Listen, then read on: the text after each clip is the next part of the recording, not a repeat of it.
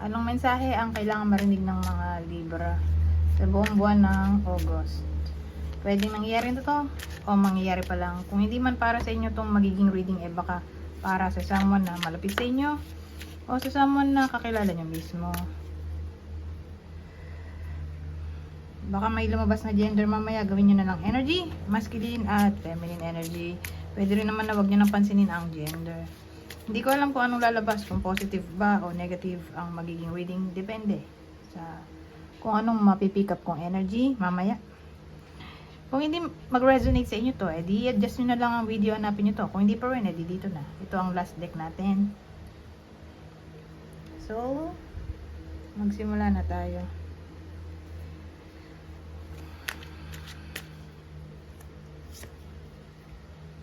Sagabal pala to.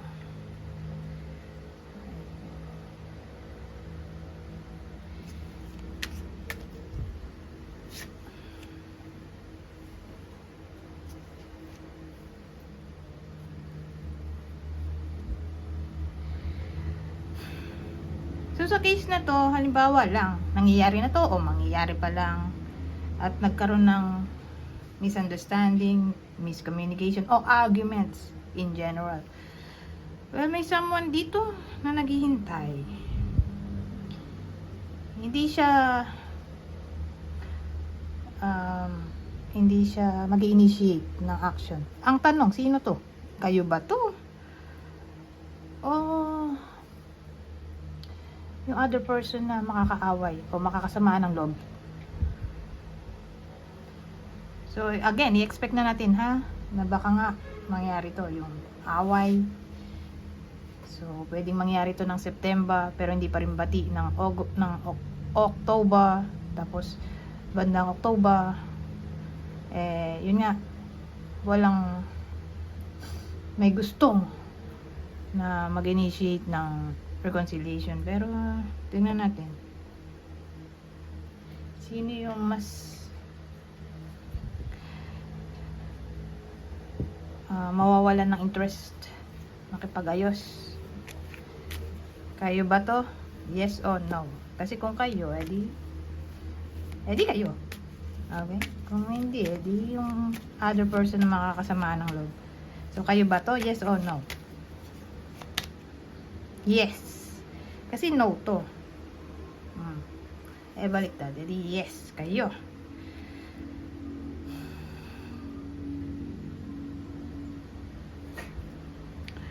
Ang tanong, bakit kaya nag-away itong mga to?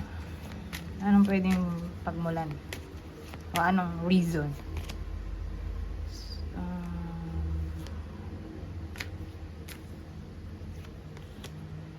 So ayan, hindi matapos-tapos na.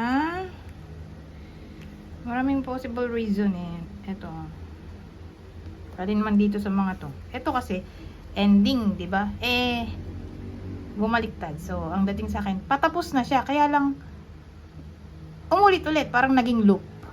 So hindi siya matapos-tapos, parang teleserye. Yung ibang teleserye, 'di ba? Yung akala mo mag-ending na tapos hindi pa pala. Ganon. Paikot-ikot. Parang loop nga. So, anong pwedeng cause? Ito, kaya lang malabo Ito ang pwedeng cause. 3 of Cups na baliktad. Ayan, basahin ko na lang ha. So, ano yung problem na hindi matapos-tapos? Overindulgence. So, pag overindulgence, parang ito. Pwede ganito to, ganito. Iisa lang yan. Parang anything na too much o intense, na parang bad na sa health. Ito mas malala compared dito na lesson kahit pa paano. Pero again, yun pa rin yun, overindulgence. Ngayon, gossiping. So yung iba sa inyo, ito yung problem. Chinichismis daw sila. Malamang kayo yun kasi kayo yung ayaw makipag-ayos Bitchiness. So pag bitchiness overall rude yung someone. So probably ibang tao yun kasi kayo yung ayaw makipag-ayos, edi kayo yung na-hurt. Okay? Lack of social life. Baka ayaw nyo lang. Ayaw nyo nang makihalubilo ba sa taong to dahil sa sobrang pain siguro. Kaya, pwedeng, yun yung reason kung bakit walang action na mangyayari sa part nyo. Pwedeng, willing naman kayo, kaya lang hindi kayo gagawa ng action. Okay? Gusto nyo, sila yung mag-initiate ng action kaysa kayo yung gagawa ng action. Na-hurt na nga kayo eh, tapos kayo pa yung action, di ba? Unfair. So, ganun yung dating dito. Anyways, punta tayo dito. Pangalawang deck.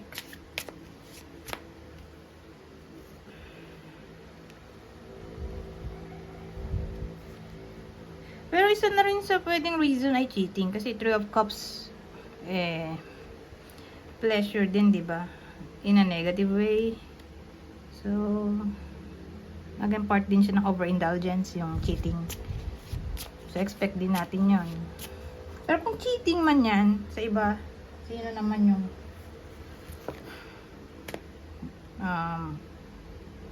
partner na pwede mag-cause ng cheating sa mga Libra? Ito, Gemini. Kung ang partner, Gemini o Pisces, ayan, sila yung naka-high risk na yun nga, mag-cheat yung partner nila sa kanila. Anyways, ito tayo dito. Disease. Yes ka, bakit naman disease to? Nagsabay-sabay na silang umikot.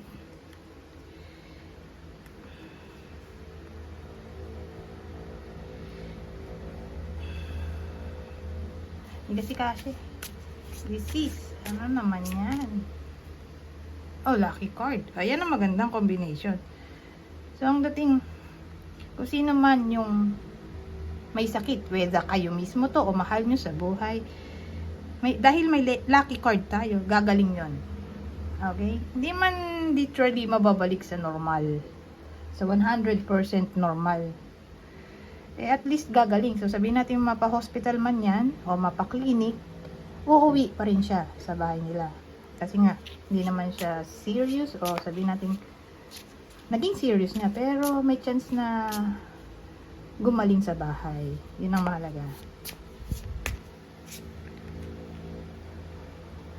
Kasi kung nasa hospital ka, daming gastos. Sa kapag, di ba, nanatili sa hospital ng matagal, di bukod sa mahalang gastos, malala.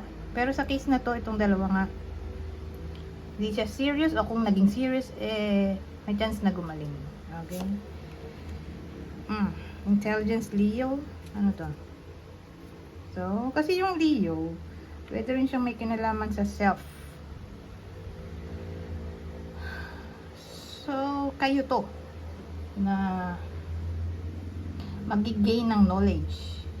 Okay? Intelligence nga sabi dito.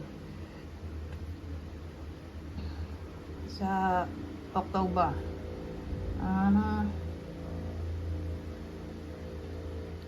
So, ano pa bang masasabi natin dito? Kung Leo. Leo.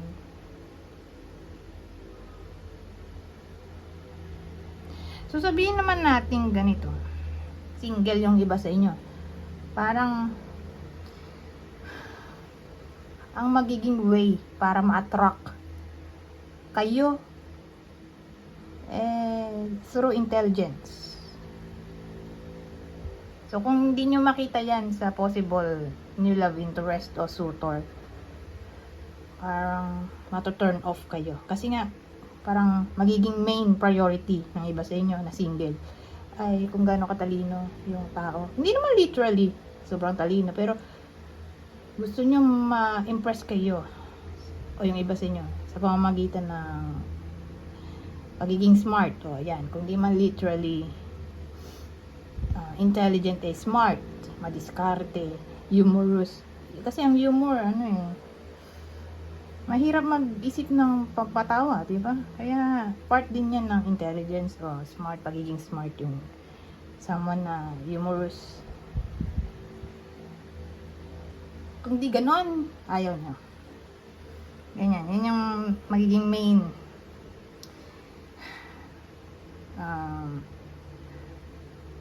character na gusto nyo o ng iba sa inyo. nahanapin sa, again, possible partner. Pwede rin naman vice versa. Kung may magugustuhan kayo, halimbawa, vice versa nga. Kayo to, may crush na kayo. Yung mga single. So, ang magiging way nyo para ma-attract yung new love interest ay to show off your intelligence. Ganyan. Anyways, punta na tayo dito. Ito ang huling deck. Ano to? Wonder. Oh, wonder. No, notice it. Well, ang dating sa akin, mapapaisip-isip yung iba sa inyo. So, inisip ko, paano to? Parang pay attention eh. So, siguro may connection to dito nga na yun yung ipipay attention ng iba sa inyo sa possible love interest.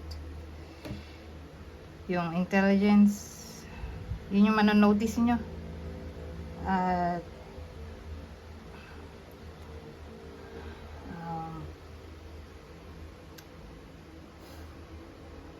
wonder.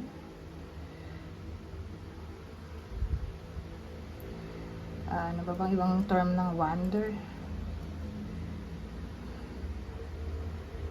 At yun yung parang mapapaisip-isip nga kayo.